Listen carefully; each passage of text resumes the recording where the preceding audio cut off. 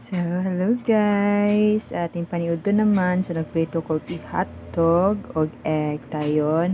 Ari na sa tasa. Magisa na punta ko ako.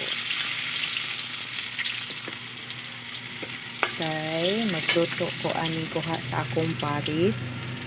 Ayan. O kini. So, kanilang usa atong panakos mga inday. So, mani itong buhat to na magisa ta. Nakaguman, ilunod na to ni rad.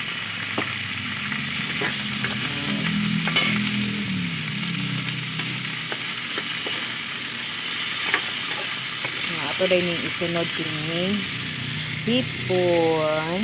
Fresh pa ni kagabi pa ni nakuha sa kuang Paris. So, karon na to lutoon.